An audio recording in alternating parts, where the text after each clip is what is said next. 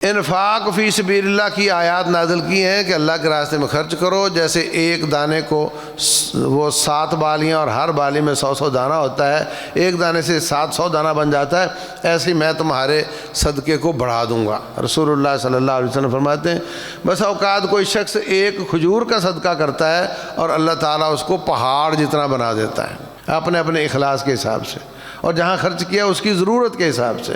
اگر آپ روزانہ کھانا کھانے والے کو کھانا کھلاؤ گے تو اس کا اجر کم ہوگا، اگر آپ 3 دن کے بھوکے کو کھانا کھلاؤ گے تو اس کا اجر زیادہ ہوگا، اگر آپ کسی ہیروئنچی کو کھانا کھلاؤ گے اس کا اجر کم ہوگا، کبوتر کو دانہ ڈالو گے اس کا اجر کم ہوگا، کسی مدرسے کے طالب علم کو کھانا کھلاؤ گے تو اس کا اجر زیادہ ہوگا۔ رسول اللہ صلی اللہ علیہ وسلم پر آیت نازل ہوئی کہ روزہ تم کھایا پیا کرو سحری میں یہاں تک کہ کالا دھاگا سفید دھاگے سے الگ ہو جائے، ٹھیک ہے۔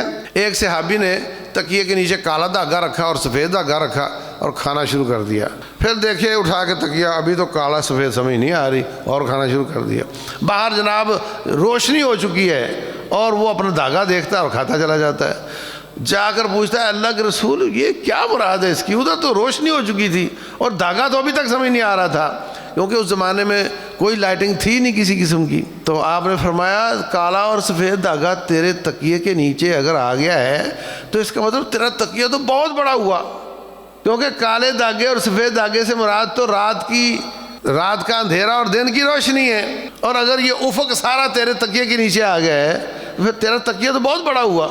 یہ کون فرما رہے ہیں؟ رسول اللہ صلی اللہ علیہ وسلم۔ اور اس سے مراد تو دن کی روشنی اور رات کا اندھیرا ہے۔ اب بتاؤ کہ وہ لغت کو جانتا تھا کہ نہیں؟ عربی زبان کو جانتا تھا نا، کالا دھاگا سفید دھاگا وہ اس نے رکھ لیا وہاں پہ۔ اس کا مطلب ہے کتاب و سنت صرف عربی زبان سے سمجھ آنے والی چیز نہیں ہے۔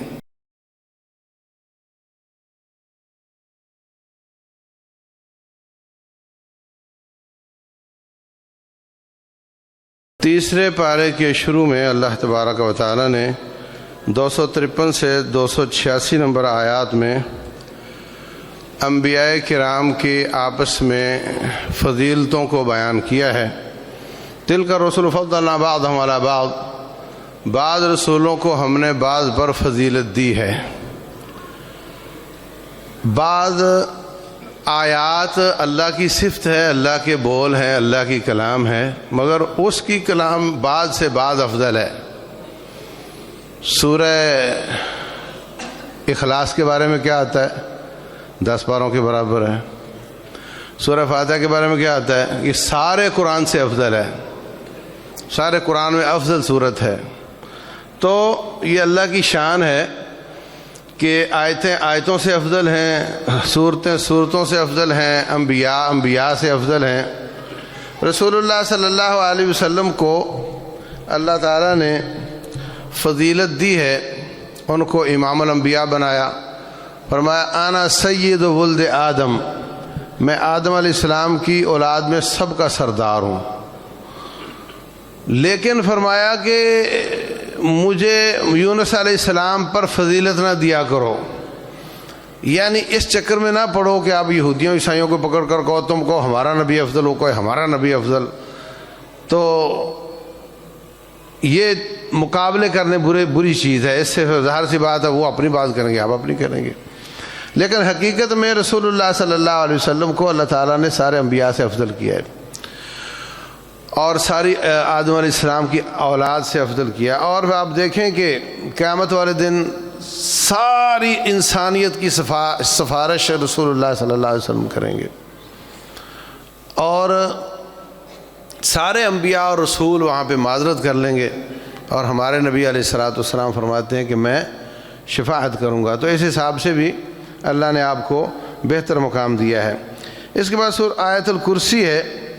آیت الکرسی فرمایا یہ تمام آیات میں سب سے افضل ہے، تمام آیات میں آیات کے حساب سے آیت الکرسی افضل ہے، صورتوں کے حساب سے سورۃ الفاتحہ افضل ہے۔ تو اس میں اللہ تبارک و تعالیٰ نے اپنی وحدانیت کا ذکر کیا ہے، اپنے پیارے پیارے ناموں کا ذکر کیا ہے، اور جو شخص نماز فرض کے بعد آیت الکرسی پڑھتا ہے اس کے اور جنت کے درمیان صرف موت کا فاصلہ ہے، اور جو رات کو پڑھتا ہے اللہ تعالیٰ اس کے مال کی حفاظت کرتا ہے۔ بہت عظیم آیت ہے، اس کو ہمیں پڑھنا چاہیے۔ اسلام میں لا اکراہ فی الدین، اسلام میں جبر نہیں، اس کو تھوڑا سمجھنے کی ضرورت ہے۔ اسلام میں جبر نہیں، دو باتیں سمجھ لیں۔ ایک تو یہ کہ اسلام میں آنے میں آپ پر جبر نہیں کہ آپ ضرور مسلمان ہوں، کوئی شخص چاہے نہ ہو۔ اس وقت مسلمان اقلیت میں ہیں اور کافر اکثریت میں ہیں، مسلمان تھوڑے ہیں، کافر زیادہ ہیں، تو ان کو کسی نے مجبور نہیں کیا کہ تم ضرور، اور پاکستان کے اندر بھی رہتے ہیں، سعودیہ میں بھی کافر رہتے ہیں، تو کوئی بھی کسی کو مجبور نہیں کرتا کہ تم ضرور مسلمان ہو جاؤ، اس میں جبر نہیں۔ لیکن جب مسلمان ہو گیا، اب کہے میں دوبارہ کافر ہونا چاہتا ہوں، تو یہاں جبر ہے، وہ مرتد ہوگا۔ من بدل دینہ فاقتلوہ، جو اپنا دین تبدیل کرے اس کو قتل کر دو۔ سمجھ آ رہی بات کی؟ سعودیہ میں کافر ہیں، یعنی مجھے یاد نہیں، لیکن آپ جانتے ہیں کہ اکثر ملکوں میں ہیں، تو جو واپس جانا چاہتا ہے وہاں جبر ہے، آنے کے میں جبر نہیں ہے۔ ایک تو یہ وضاحت سمجھانی چاہیے، اور دوسری وضاحت یہ کہ ہم جو کچھ کرتے ہیں صبح سے شام تک، ان میں کچھ کاموں میں جبر ہے اور کچھ کاموں میں جبر نہیں ہے۔ آپ یہاں تشریف لائے ہیں، آپ پر کوئی جبر نہیں تھی، آپ نہ چاہتے تو نہ آتے، اس میں جبر نہیں ہے۔ لیکن کچھ چیزیں ایسی ہیں، تقدیر کی چوٹ لگ جاتی ہے، موت آ جاتی ہے، وہ ہمارے اختیار میں نہیں ہے۔ کوئی لمبا ہے تو کیوں لمبا ہے، چھوٹا ہے تو کیوں چھوٹا ہے، کالا ہے تو کیوں کالا ہے، یہ چیزیں ہیں جن کو تکوینی چیزیں کہا جاتا ہے، ان میں جبر ہے۔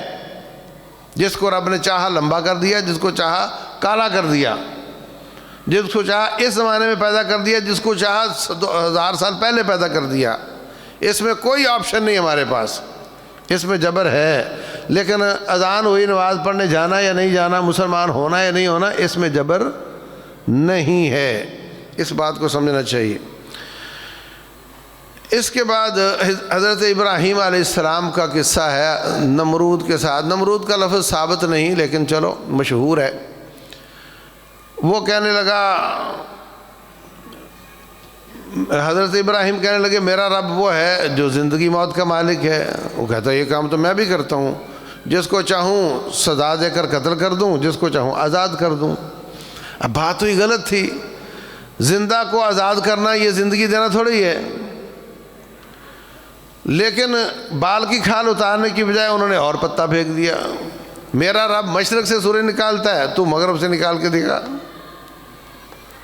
تو لاجواب ہو گیا، کہنے لگا بس اس کا علاج یہی ہے کہ اس کو آگ میں ڈالا جائے۔ ہمیشہ جو لاجک میں اور دلیل میں کمزور ہوتا ہے، پھر وہ آ جاتا ہے دھونس پر کہ بھائی بس اس کو آگ میں جلایا جائے، تو اللہ تعالیٰ نے وہاں سے بھی ان کو نجات عطا فرمائی۔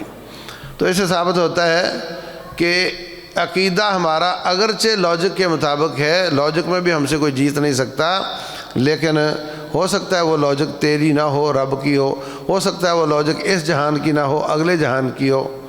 مثلا ہوا خارج ہونے سے وضو ٹوٹ جاتا ہے، اس کی کیا لاجک ہے؟ ظہر کی رکعتیں 4 اور مغرب کی 3 کیوں ہیں؟ ظہر کی 5 کیوں نہیں، 6 کیوں نہیں؟ تو یہ وہ چیزیں ہیں جو اللہ کے لاجک کے مطابق ہیں، ہو سکتا ہے ہمارے لاجک کے مطابق نہ ہو۔ پھر ایک قصہ ہے کہ او کالذی مر علی قریۃ وہی خاویۃ علی عروشہا، کہ ایک بستی تھی اور وہ گری ہوئی تھی، لوگ مرے ہوئے تھے۔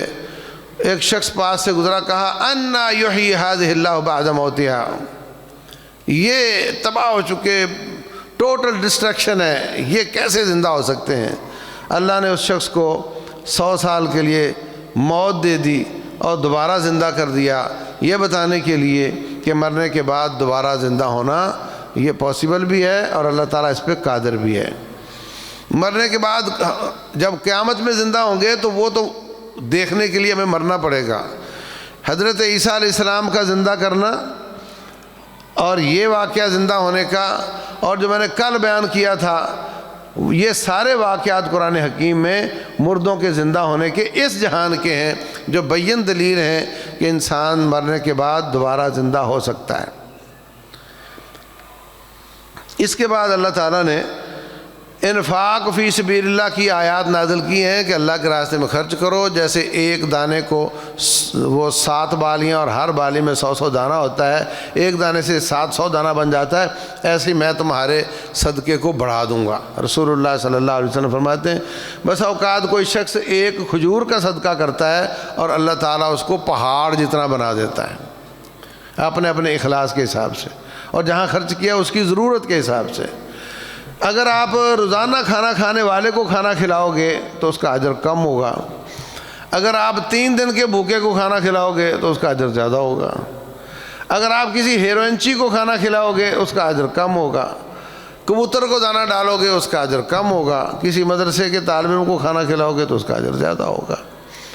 تو ایک تو یہ صدقے کی اہمیت بیان ہوئی ہے۔ نمبر 2 یہ میں نے آپ سے عرض کیا تھا کہ جو پیسہ ہے ہمارے پاس، ہم مالک نہیں ہیں، ہم غلام ہیں، اللہ کے غلام ہیں، اور اللہ ہمارا بھی مالک ہے، ہمارے مال کا بھی مالک ہے۔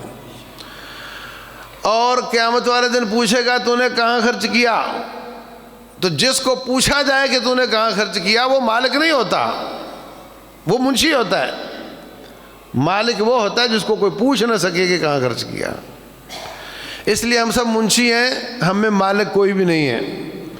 ہم مالک نہیں تھے، منشی تھے، پھر بھی اللہ تعالیٰ فرماتے ہیں ان اللہ اشتری من المؤمنین انفسهم واموالهم بان لهم الجنہ۔ اللہ تعالیٰ نے مال اور جان کو جنت کے بدلے میں خرید لیا۔ ہم مالک بھی نہیں تھے، پھر بھی خرید لیا، اب تو کوئی کسر نہیں رہ گئی نا۔ اب اگر جنت چاہیے تو مال جان ہماری نہیں ہے، تو جب وہ ہماری نہیں، غریب کا مال غریب کا ہے، ہماری تنخواہوں میں آ گیا ہے، تو اس کو دیتے وقت کبھی بھی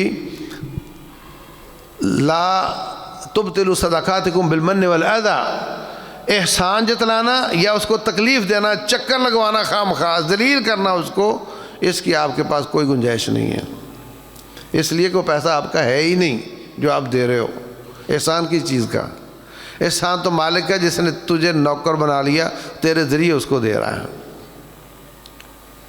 اور تجھے خام خواہ کا اجر مل رہا ہے، تو بند کر کسی اور کے ذریعے دے دے گا۔ بچے یتیم ہو جائیں تو کیا مر جاتے ہیں؟ باپ کہے میں ان کو رزق دیتا ہوں، نہیں، وہ گیا تو کوئی اور دیتا ہے۔ اس لیے احسان جتلا کر اور تکلیف دے کر اپنے صدقات کو ضائع نہ کرو، یہ اللہ تعالیٰ کا حکم ہے۔ اس کے بعد اللہ تعالیٰ نے سورہ بقرہ کی آخری آیات نازل کی ہیں، ان کے بارے میں رسول اللہ صلی اللہ علیہ وسلم نے بہت فضیلت بیان کی ہے۔ یہ نور ہیں اور اللہ کے عرش کے خزانوں میں سے ہیں۔ یہ آخری 2 آیتیں جو ہر رات پڑھتا ہے، اللہ اس کے لیے یہ کافی ہو جاتی ہیں۔ ہر رات جو یہ 2 آیتیں پڑھتا ہے آخری، اس کے لیے یہ کافی ہو جاتی ہیں۔ کیسے کافی ہو جاتی ہیں یہ اللہ جانتا ہے، معنی کرنے کی ضرورت نہیں ہے، تو ہمیں آخری 2 آیتیں ہر رات پڑھنی چاہیے۔ اگلی صورت ہے سورہ آل عمران۔ یہ آل عمران، جو عمران تھے نا، یہ نانا تھے حضرت عیسیٰ علیہ السلام کے، ان کے نام پر عمران اور آل عمران صورت ہے۔ شروع میں اللہ فرماتے ہیں هو الذي انزل عليك الكتاب منه آیات محکمات هن ام الکتاب واخر متشابہات۔ کچھ آیتیں ہیں جن کا ایک ہی معنی بنتا ہے اور کوئی معنی بنتا ہی نہیں، دوسری ہیں جن کے معنی 2 بنتے ہیں مگر ایک صحیح ہے۔ تو جو فتنہ پرداز لوگ ہیں وہ غلط معنی نکال کر فتنے کی پیروی کرتے ہیں، اور جو نیک لوگ اور علماء ہیں وہ صحیح معنی کو دیکھتے اور اس کی پیروی کرتے ہیں۔ سمجھ آ رہی بات کی؟ آیتیں قرآن کی ہیں مگر 2 معنی نکلتے ہیں، فتنے والے غلط معنی کی طرف جاتے ہیں۔ آج کل یہ گامدی ہو گیا، وہ جیلم والا ہو گیا، اور دوسرے تیسرے، ان کا کام یہ ٹی وی پہ بیٹھ کے اپنی لغت سے معنی نکالتے جانا، لغت سے معنی، نہ صحابہ کرام کو پوچھنا کہ تمہیں کیا سمجھ آئی ہے، نہ تابعین کو پوچھنا کہ تمہیں کیا سمجھ آئی ہے، نہ ائمہ اکرام کو پوچھنا کہ اس آیت کی تمہیں کیا سمجھ آئی ہے، اپنے دماغ، اپنی عقل اور لغت سے کو ملا جلا کر کے اپنے معنی پہنا کر کے لوگوں کو گمراہ کرنا، یہ ان کا کام ہے۔ رسول اللہ صلی اللہ علیہ وسلم پر آیت نازل ہوئی کہ روزہ تم کھایا پیا کرو سحری میں یہاں تک کہ کالا دھاگا سفید دھاگے سے الگ ہو جائے، ٹھیک ہے۔ ایک صحابی نے تکیے کے نیچے کالا دھاگا رکھا اور سفید دھاگا رکھا اور کھانا شروع کر دیا، پھر دیکھے اٹھا کے تکیہ ابھی تو کالا سفید سمجھ نہیں آ رہی اور کھانا شروع کر دیا۔ باہر جناب روشنی ہو چکی ہے اور وہ اپنا دھاگا دیکھتا ہے اور کھاتا چلا جاتا ہے۔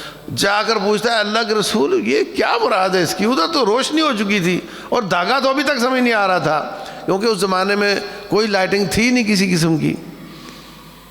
تو آپ نے فرمایا کالا اور سفید دھاگا تیرے تکیے کے نیچے اگر آ گیا ہے تو اس کا مطلب تیرا تکیہ تو بہت بڑا ہوا، کیونکہ کالے دھاگے اور سفید دھاگے سے مراد تو رات کا اندھیرا اور دن کی روشنی ہے، اور اگر یہ افق سارا تیرے تکیے کے نیچے آ گیا ہے تو پھر تیرا تکیہ تو بہت بڑا ہوا۔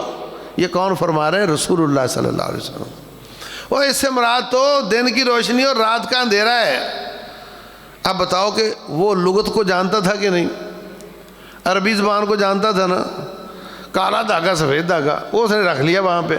اس کا مطلب ہے کتاب و سنت صرف عربی زبان سے سمجھ آنے والی چیز نہیں ہے۔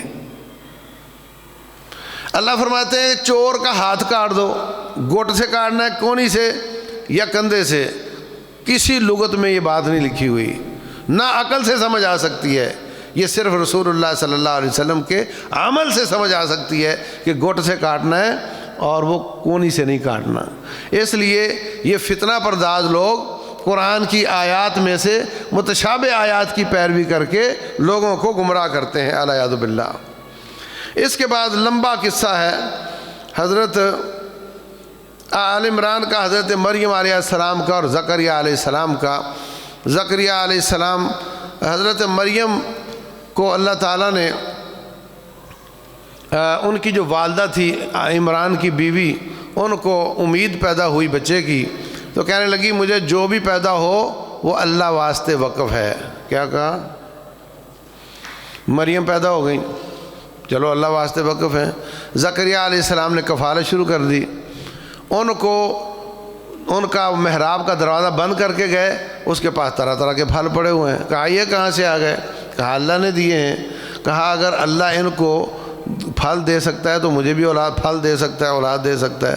زکریہ علیہ السلام بوڑھے ہو چکے ہیں، بیوی بانجھ ہے، پھر دعا کی تو اللہ تعالیٰ نے ان کو یحییٰ علیہ السلام عطا کر دیے۔